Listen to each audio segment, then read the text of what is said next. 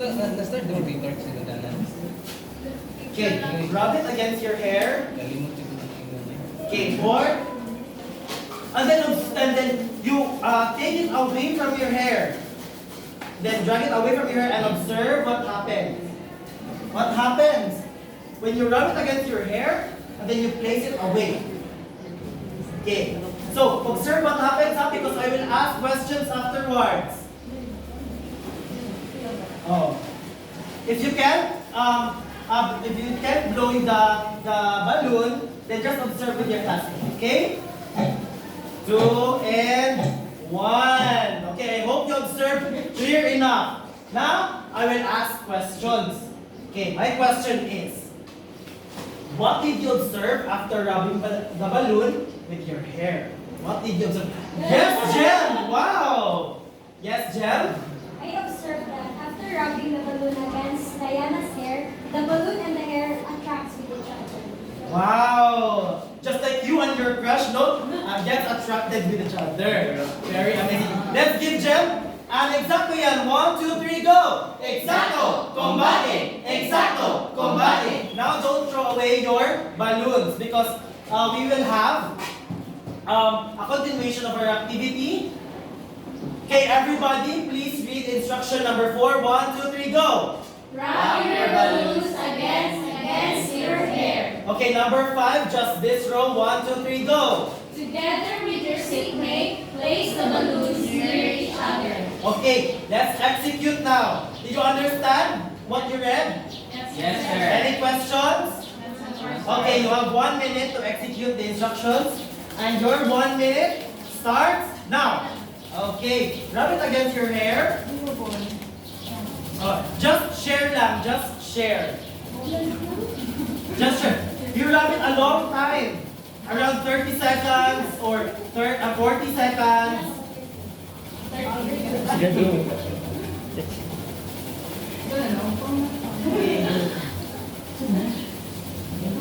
Okay, have fun while doing it, huh? Have fun. Feel the force. If there's any. Okay, 20 seconds left. Okay, rub it against your hair. Okay. Okay, 30. Now, place it near each other. Place it near each other. Place it near each other. 4, 3, 2, and observe what happens, huh? Okay. So, my question after our activity. What happened to the balloons when you place them near each other? Okay. Okay, actually, Kyla raised her hand first. So, Kyla, what happened to the balloons? So after the balloons were placed near each other, repel. Okay. Did it repel ba? Nag-repel ba? Raise your hand. Yes. Any other idea? Yes, Diana? You could, okay, you're in agreement with Laika. Okay, actually, it should repel.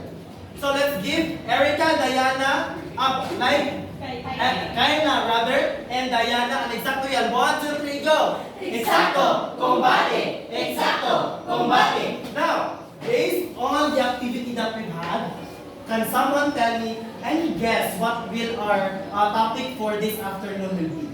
Okay? Just any guess. Just wild guess. Anyone? Anyone who wish to answer? Yes, Jen. I guess that our lesson for today is about the charges and the friction. Okay. Actually, you're quite right, no? You are quite right. Our topic for today is charging by friction. Can everybody read our topic for today? 1, 2, 3, go! Charging by friction. Okay. And we will be learning all of this afternoon. Specifically, we will learn and we need to obtain these objectives. Okay. Can everybody read the first objective? 1, 2, 3, go! Describe charging by friction. Okay, just this row. Letter B. 1, 2, 3, go. Demonstrate how charging by friction manifests in our day-to-day life. Okay, letter C, just this row. 1, 2, 3, go. Internalize the importance of charges and electricity are to humans. Now, you may ask me, sir, how can you attain these objectives? Now, I will be showing you a video. You listen carefully, and you take down notes because afterwards, I will be asking questions. Is that understood? Yes, sir. Are you ready for the video? Yes, sir. Okay. Because of technology, people were able to invent different appliances, gadgets, and machines that make our life easier and do work faster. Have you ever wondered what makes these machines, gadgets, and appliances work? These machines are powered by electricity. Aside from these man-made devices, electricity can also be demonstrated by lightning and the motion of living organisms, which is made possible by electrical signals sent between cells. Electricity is also known as electrical energy. This energy originates from the motion of charges. An electric charge is an electric It will continue. Just object. But how do objects get charged? As Take you down notes, already take know, down notes. all matter is made of atoms. Electricity originates inside an atom. An atom consists of subatomic particles. These are proton, electron, and neutron, which have different charges. A proton has a positive charge, an electron has a negative charge, and a neutron has no electric charge. Protons and neutrons are tightly held on the nucleus of the atom. Meanwhile, the electrons are found on the outermost part of the nucleus. So how do objects get charged? Objects are charged by gaining or losing electrons. Rubbing to different materials can cause the transfer of electrons from one object to another. Always remember that only the electrons can transfer to objects because they are located outside the nucleus. Protons cannot move from one object to another because they are tightly held in the nucleus. When electrons are transferred or an object loses an electron, the objects become positively charged. On the other hand, if the object gains or acquires electrons, the objects become negatively charged. To add, when an object does not gain nor lose electrons, the object has a neutral charge. All charges follow the law of conservation of charge, which states that charges cannot be created nor destroyed, but can be transferred from one material to another. The total charge in a system must remain constant. When we rub two objects from each other, they become electrically charged. As stated a while ago, an object can be positively charged, negatively charged, or neutrally charged.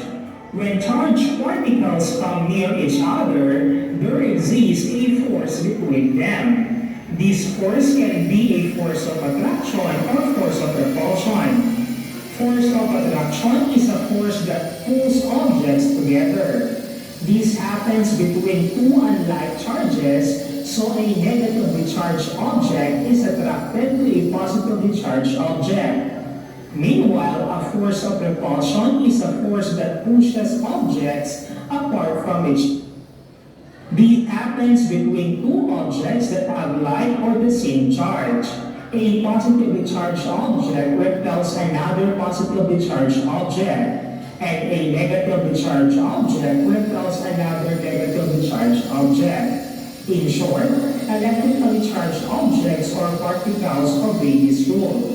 Opposite charges attract and like charges repel. Let us now talk about the different charging processes. Objects can be charged by three processes: charging by friction, charging by conduction, and charging by induction. Let us first take a look at charging by friction. Charging by friction can occur by rubbing two different materials. When objects are rubbed against each other, the electrons from the surface of one of the objects move to the surface of the other. This gives a positive charge to one substance and a negative charge to the other. A good example that demonstrates charging by friction is rubbing a balloon to hair. When a balloon is rubbed against hair, it takes some of the hair's electrons. As a result, the balloon becomes negatively charged due to excess electrons. Meanwhile, the hair becomes positively charged. Moving the balloon close to the hair makes the hair stand up because the oppositely charged objects are electrons. Which one becomes positively charged and which one becomes negatively charged? To predict this, we can use the triboelectric series. The triboelectric series is an arrangement of materials or substances according to their ability to gain or lose electrons. Materials that are placed at the upper end of the sequence will most likely give up or lose electrons and become positively charged. On the other hand, materials found at the end of the sequence gain electrons and become negatively charged. The strength of the electric force between objects depends on the distance between them. The further the materials are from each other in the series, the stronger is the electrical force of attraction. Okay, so did you listen carefully to the video? Yes. Now, because you listened carefully, I have questions. So the first one, what is your impression? No? First impressions. Yes? Yes, Erica, what is your impression about the video? From what I've observed in the video, I've learned that electricity is also known as electrical energy and gives power to our body.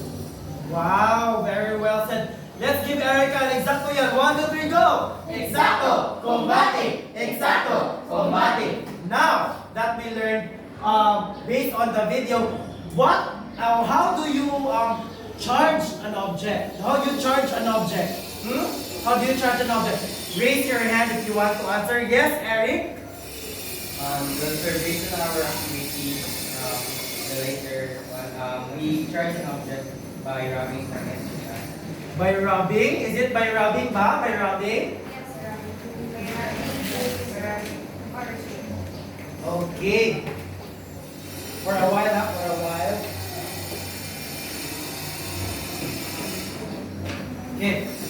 So, you actually charge objects by rubbing. Okay. Let's give Eric an example here. 1, 2, 3, go. Exacto. Combate. Exacto. Combate. Now, what happens when an object loses an electron?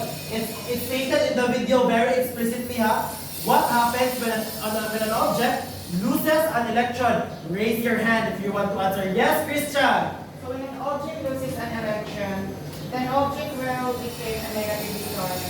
Correct! Let's give Christian exactly yan. 1, 2, 3, go! Exacto! Combate! Exacto! Combate! Now, what happens when an object gains an electron? When you gain an electron, di ba? You have positive and negative, and then you gain electrons. What happens when you gain an electron? Okay, raise your hand if you want to answer. Raise your hand if you want to answer. Yes? You become? Excuse me, sir. I want to what Christian said, because when an object loses electron, it becomes positively charged, but when it gains electron, it becomes negatively charged. Actually, you're right. You're right, no? It's correct. Let's give both of them an exacto yan. 1, 2, 3, go! Exacto! Combate! Exacto! Combate! Now that we know what happens when you lose an electron, when you gain an electron, and how do you charge objects, I will now ask you, what is the importance? Diba? Because these are all about electric charge. And electric charge is synonymous to electricity. Now, we know the importance of electricity. Now, would you agree or disagree with me that the electricity is the most important discovery of humans? Would you agree or disagree? Raise your hand if you want to answer. Yes? I agree with the statement that electricity is the it's the most important discovery, since in our everyday lives we use electricity from the morning up until the night. We use our TV for watching movies. We use fans, air cons for us to be comforted or to have a comfortable sleep. And also for our academics, we use laptop, we use our devices, and it all needs electricity to function. Okay. Let's give Jem an exacto yan. 1, 2, 3, go! Exacto! Combate! Exacto! Combate! Now, would you agree or disagree with Jem? That, yes sir, electricity is the most important discovery of humans.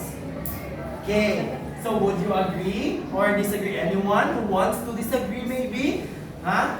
Yes, Eric! Okay. What can you say about Jem's opinion? I agree, sir, that yes, electricity is a very useful discovery for us human. But I don't think that it is the most ability. Okay. Ever since humans tried or wanted to survive, we discovered things on our own. Yes, electricity is important, but I think it is not the most important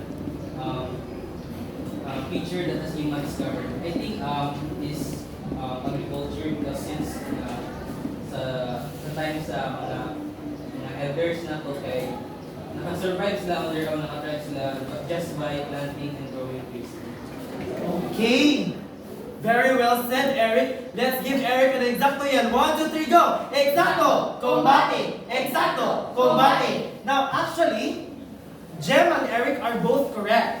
No? So, electricity is the most important discovery of the humans for some people.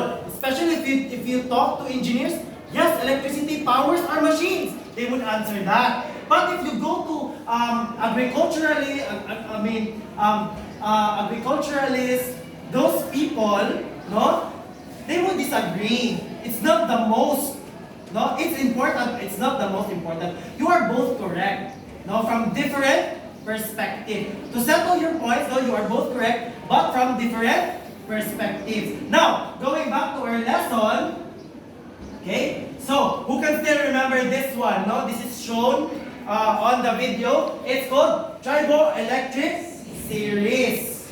Okay, now, what do you think are these objects? Which among these objects, diba, in triboelectric series, the higher you are, the more positive you may tend to become. Diba? When you rub objects in this upper area, what happened? You become you have a greater tendency to become what? Positively charged. Now, what happens to the objects that are located on the bottom part of the triboelectric series? You become negatively charged. Now, my question, if you rub nylon against rubber, which of the two becomes positively charged? Nylon or rubber? Raise your hand if you want to answer. Raise your hand if you want to answer. Nylon or rubber? Oh, positively charged? The nylon. The nylon. No? Why the nylon, Jem? Because it Please stand up. because it receives positive charge. Okay. It's because it's on the upper part of the triboelectric series. Now, why does the rubber becomes negative? Anyone? Anyone wish to answer? Anyone? It's in the bottom part of the triboelectric series. No, it becomes negative because it's in the bottom part of the triboelectric series. So the higher you are from the list, the greater tendency that object becomes positive. Okay. Now that we have learned a lot from the video and from the questions, now let's have an activity. It's called electric relay. Okay. Now, sir, what is this electric relay? Let's read the instructions, everyone, okay? Is that understood? Yes, sir. Okay, let's read the instruction. Okay, number 1, read everybody until number 2. Everything in the slide, I'll read everybody. 1, 2, 3, go. Find your assigned group color under your seat. On the count of 10, gather with your group mates. The red group will be on the right, as indicated with the red flag. The blue group will be on the left, as indicated with the blue flag. Okay, the next instruction, just this read 3 and 4, just this row. 1, 2, 3, go. Select a group leader. After the go signal, the teams will proceed to station 1. They will have to memorize the given triboelectric series. Once they are ready for the next station, they will take the golden key and give it to the teacher who will cover the triboelectric series. The group will then proceed to the next station. Okay, for the 5 and 6, read just this row. 1, 2, 3, go. Station 2 is the exhibitory. Using their knowledge Louder, of louder. the electric series and electron affinity, they will fill in the table. When the group is done with station 2, the leader will take their cartolina and proceed to station 3. Okay, everybody, please read 7 to 9. 1, 2, 3, go. Students will follow the instructions written on station 3 and write them on the manila paper provided. Finish or not finish, the groups have to report their work on a board 20 minutes. When the two groups are in front, they can now paste their work on the board. Okay.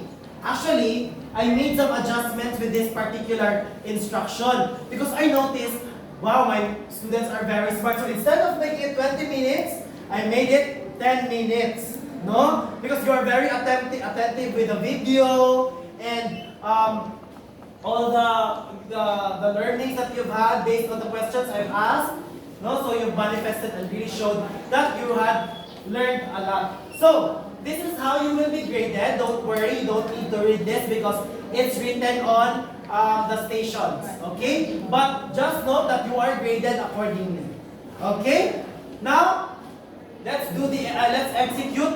You get the flags under your seat. Wait for a minute. You get the flags under your seat and then group yourselves. Okay, based on the color. Okay? 1, 2, 3, go. Okay.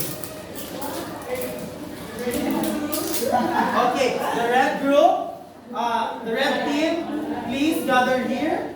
And the blue team, please gather here. Now, sir. Okay, now, go. Okay. Okay. So unfortunately, one of your classmates is absent. So the groups will be 4 and 3. But don't worry, no, it won't affect your performance. So as long as you were attentive with the video and you listen carefully to the answers of your classmate, you will do well in the activity. Okay. So I will give you 10 minutes. Again, Station 1, memorize the triboelectric series. Station 2, it's indicated in the blue and red envelopes. The answers are there. You paste it on the table and then you fill in the rest with these markers. And then you will take the manila paper off the wall and then you proceed to station 3 which will be right here. You bring the marker with you and then you read the instructions and then the first group who can finish will stay in front and wait for my further instructions. Is that clear? Yes, sir. Okay. Again, in station 1, there's a key there. There's a printed key. Once you feel like you're confident enough, you take the key off the manila paper and you give it to me and I will be the one who will get the triboelectric series. Okay? Is that understood? Yes, sir. Is that clear? Understood? Yes, sir. Okay, your 10 minutes will start now.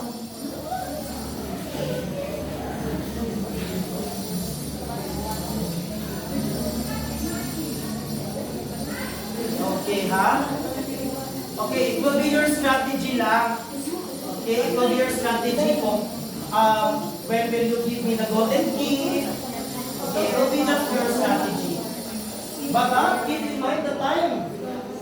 And if you have further questions, don't forget and don't hesitate to ask me.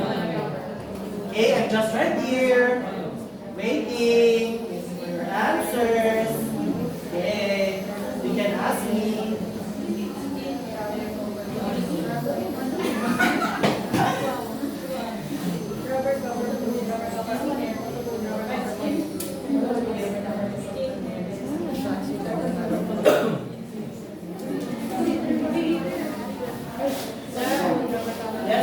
Yes. Oh! The blue team is really quick, huh? Now, you may proceed to station 2. Okay, I will take this electric series of the whole map. Oh. Okay, so you cannot cheat. Oh. Ems.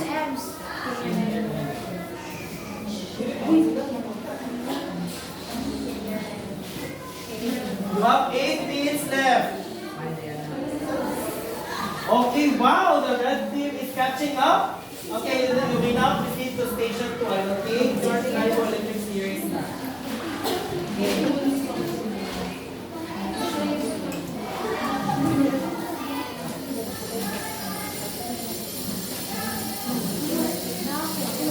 Okay. Okay, just remember the marker may block.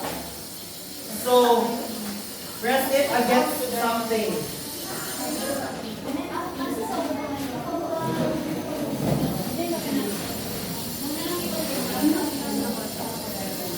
Okay, if you have any questions, don't forget to ask.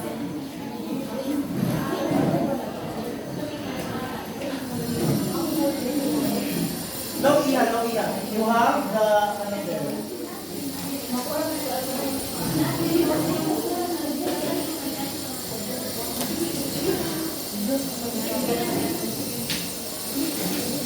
Okay, you have 7 minutes and 30 seconds. Almost 7 minutes and 30 seconds. Okay, if you think like it's difficult, just write it na lang. No? Just write it. Do not use the strips na lang if you find it difficult. If it's much easier for you, you can write it on the column. Do not use the strips na lang. If you find it difficult, you may put it or not. You may use the strips or not. Okay. Oh, it's 6 minutes.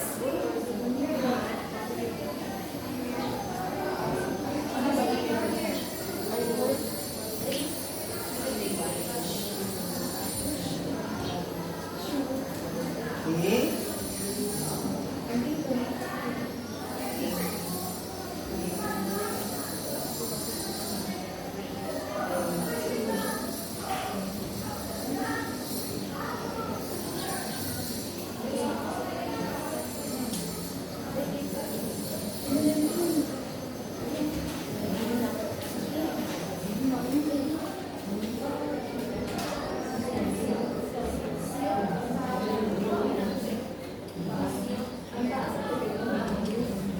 If you're done, fold your Manila paper and keep it.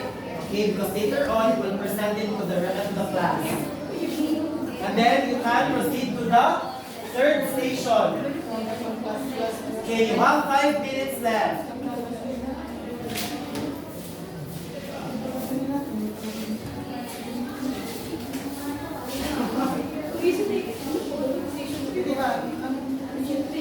Okay, the station 3 is right here. There is an instruction here, procedure. You read that and then you answer accordingly. Okay? Okay.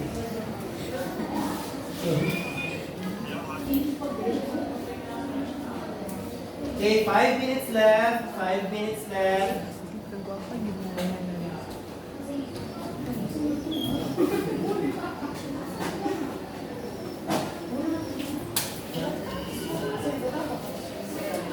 No, just answer directly. Write your answers on the Manila paper.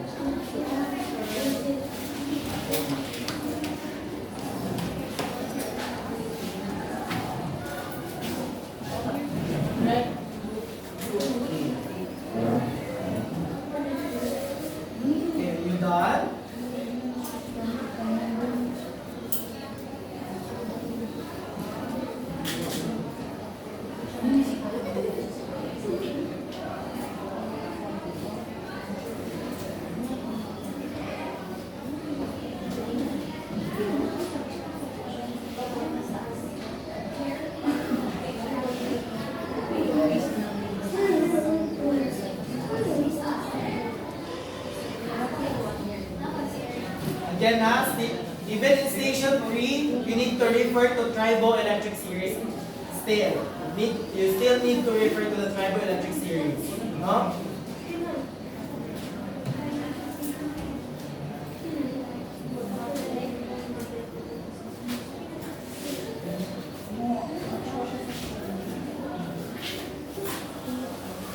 Okay. You keep the Manila paper with you. Okay, and proceed to station 3. You done? Okay. Just stay here and wait for my further instructions. Choose one representative to record. Okay? Okay, so which team are you? Are you the red team or the blue team? The blue team. Okay, the blue team finished first. Okay, so you will be the one to report first also. Okay, you have 3 minutes left. It's okay, there's plenty of time pa.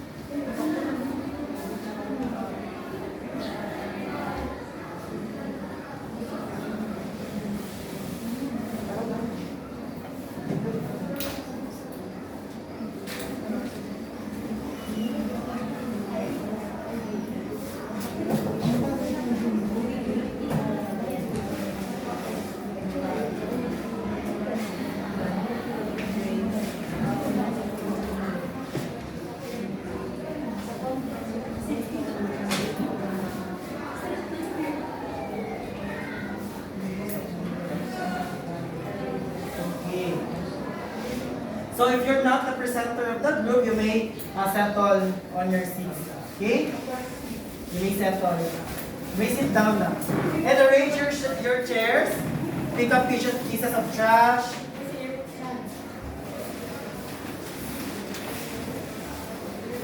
Okay. Just stand here. Okay, are you done? Are you done? Choose one presenter. Okay. Choose one presenter. Okay, are you done? Okay. Are you the blue team, right? The red team. Okay, the red team finished last. Okay. So the first, the blue team. Let's paste your work here.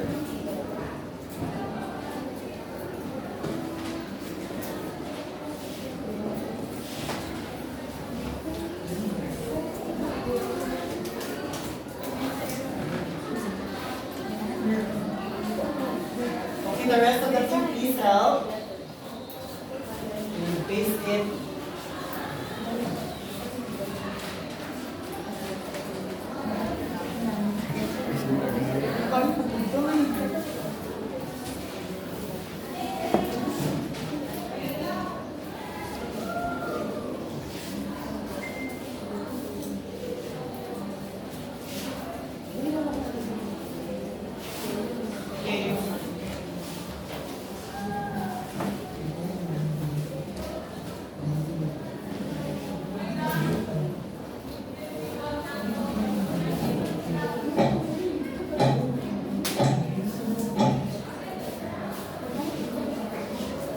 Okay.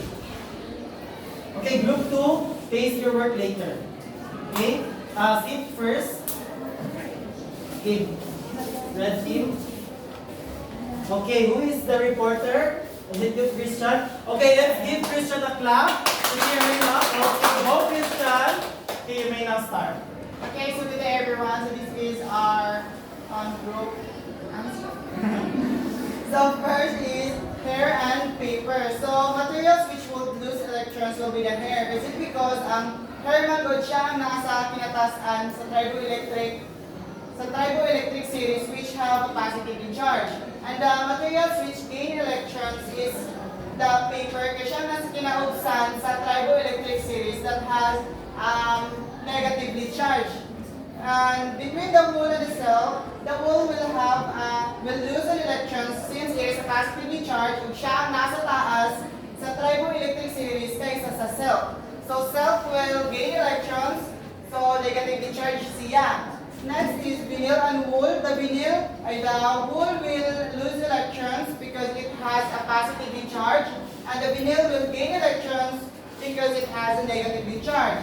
Between the rubber and skin also, the skin will lose an electron since it have a positively charge of that. And again, siya ang nasa taas sa triboelectric series kaysa sa rubber. Next, the rubber will gain negatively charged since siya ang nasa ubos sa triboelectric series kaysa sa skin. So in step 3, I have here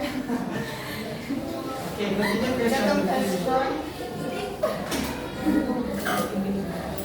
So in step 3, the first question is, which among the comb and hair gain greater affinity to electrons? So among answer is the comb has a greater affinity to electrons since the triboelectric series, the hair manggod is na siya positively charged. So which means, ang kung kinsang na ay negatively charged, siya ang na ay greater affinity. So sa pag-comb na mo sa among hair, nag-transfer ang among hair of negatively charged dito sa among comb. So next is what happened when you comb your hair for 60 seconds. So among answer is the hair is attracted to the comb because when two objects is being rubbed to each other, either they will gain or lose an electrons.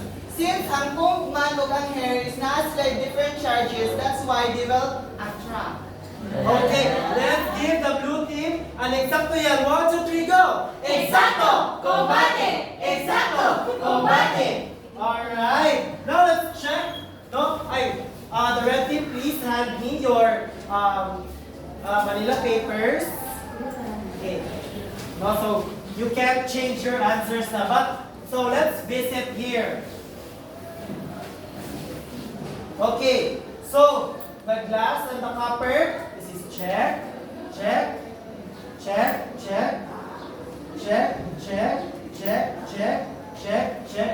All of these are check, all of these are check. The comb is check and they will be attracted. Okay, I will give you perfect points.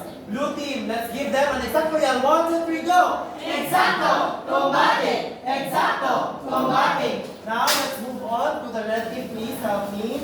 Red team.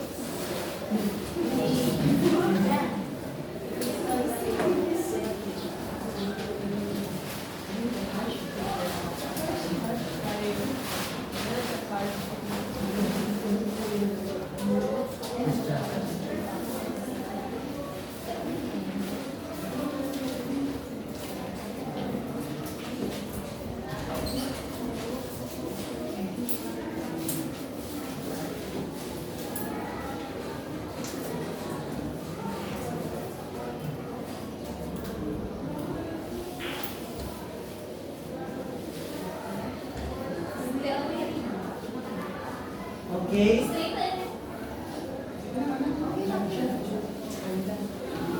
So, good afternoon everyone. So, this is our activity. And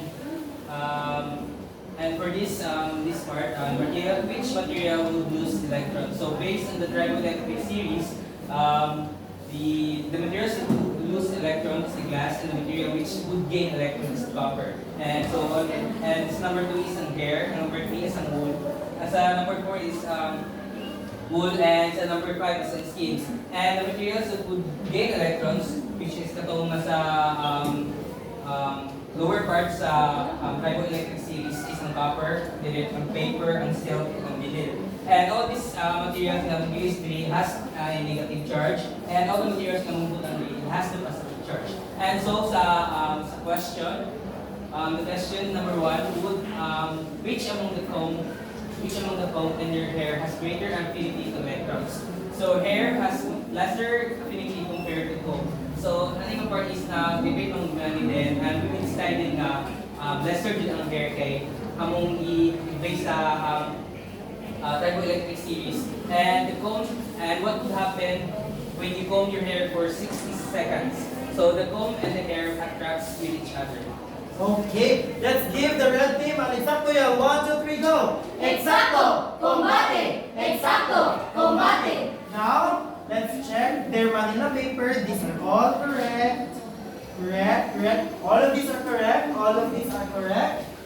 Hair has lesser. Now, very tricky, ha? So, the comb has greater affinity. Okay, I will still give you point because this is correct. And then the comb and the hair attract, which is also correct. I will give you perfect score.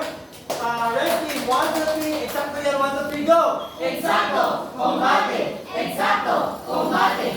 Now that you have learned a lot, no? Let's first have a recap, no, of what we have learned. Okay, so how do you charge objects? Okay, raise your hand if you want to answer. Yes, Kayla? By rubbing an object against each other. Okay, when you lose an electron, what charge will you be? Okay, when you lose an electron, raise your hand if you want to answer. You lose.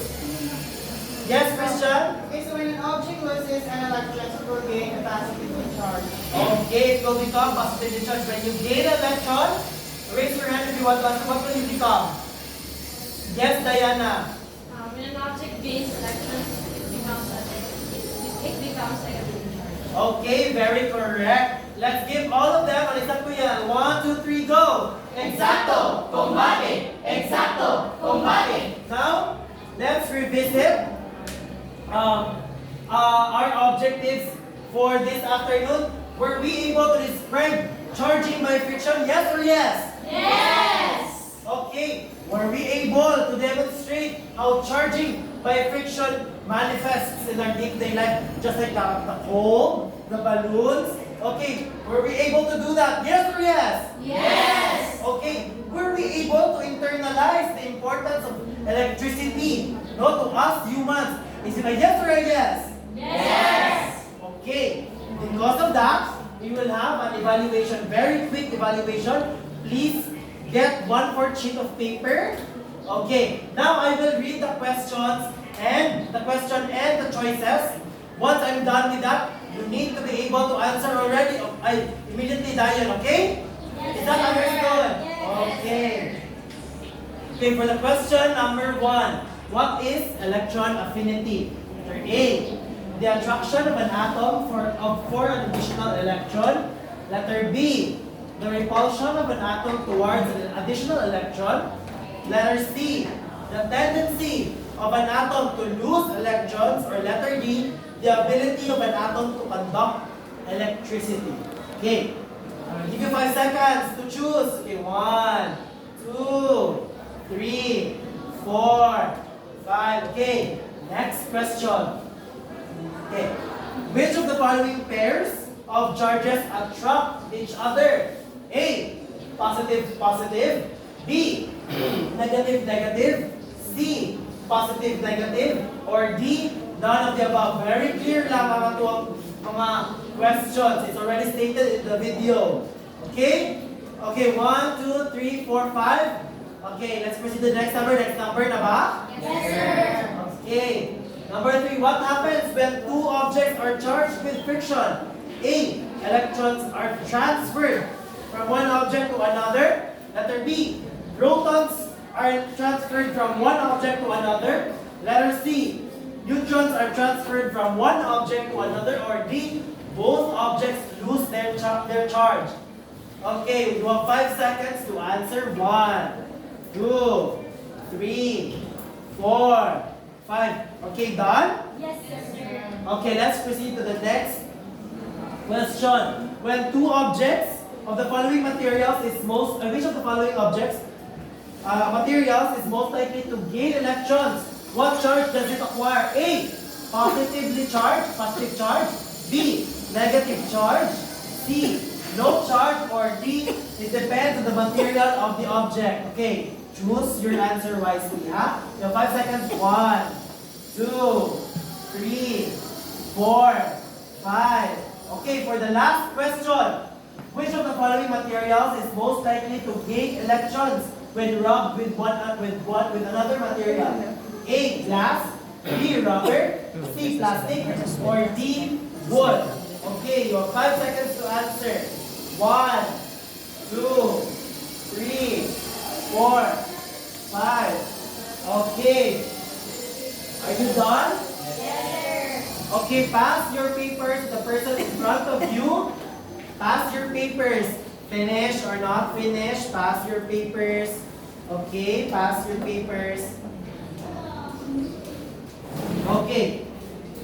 So, since we're done with the evaluation, let's have an assignment. Your assignment is already written here. Please get one and pass.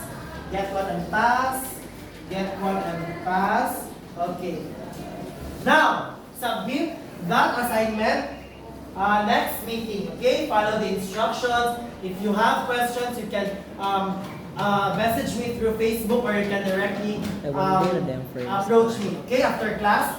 Is that understood? Yes, sir. Okay. So, thank you so much for participating, everyone. Congratulations. You have learned a lot today. Did you learn ba? Yes, sir. Okay. Thank you so much again and class is dismissed.